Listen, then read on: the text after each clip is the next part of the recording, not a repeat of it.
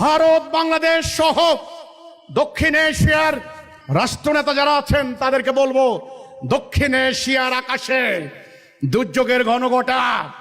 ভারতের বিরুদ্ধে বাংলাদেশ, বাংলাদেশের বিরুদ্ধে ভারত, পাকিস্তানের বিরুদ্ধে ভারত, ভারতের বিরুদ্ধে পাকিস্তান, এইভাবে লাগিয়ে দিয়ে হিন্দুর বিরুদ্ধে মুসলমান, মুসলমানের বিরুদ্ধে হিন্দু, এইভাবে সীমান্তে সীমান্তে অরাজকতা, অবিশ্বাস, দ্বন্দ্ব, হানাহানি লাগিয়ে দিয়ে দক্ষিণ এশিয়া রক্ষা করা যাবে না।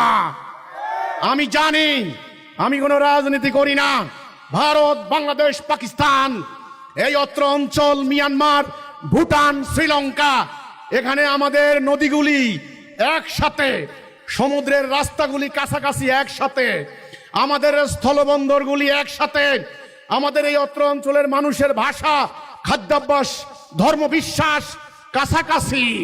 আমরা এই অঞ্চলের মানুষ কেউ আল্লাহ ভগবান বিশ্বাস করি, কোরআন বাইবেল বেদ বিশ্বাস করেন, যাই করেন, ঈশ্বর বিশ্বাস করেন, আল্লাহ বিশ্বাস করেন।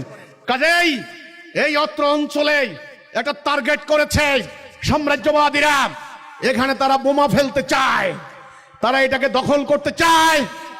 আজকে এই চীন ষড়যন্ত্র করছে, রাশিয়া ষড়যন্ত্র করছে, আমেরিকা ষড়যন্ত্র করছে। কাজেই ষড়যন্ত্রের হাত থেকে নিরাপদ রাখতে হলে হানাহানি বন্ধ করতে হবে, অবিশ্বাস বন্ধ করতে হবে, এক দেশ এক দল আরেক দলের বিরুদ্ধে বিষোদাগার বন্ধ করতে হবে।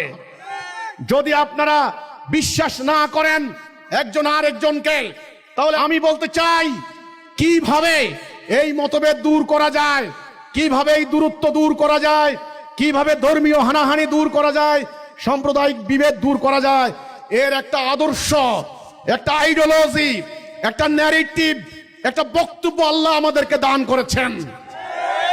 আমরা উদ্যোগ নিতে চাই দক্ষিণ এশিয়ায় কিভাবে শান্তি কায়েম করা যায়, মানুষে মানুষে ভেদাভেদ দূর করা যায়, সীমান্তে সীমান্তে ন্যায় বিচার কায়েম করা যায়, রাষ্ট্রে রাষ্ট্রে ন্যায় সঙ্গত শাসন ব্যবস্থা কায়েম করা যায়। সেটার একটা আদর্শ আল্লাহ আমাদেরকে দান করেছেন। হিজবুত তাওহীদ সেটা নিয়ে কাজ করছে। আমি আমন্ত্রণ জানাবো আপনাদেরকে, বসুন, একটা ডায়ালগ করুন। এই হানাহানি ভালো নয়।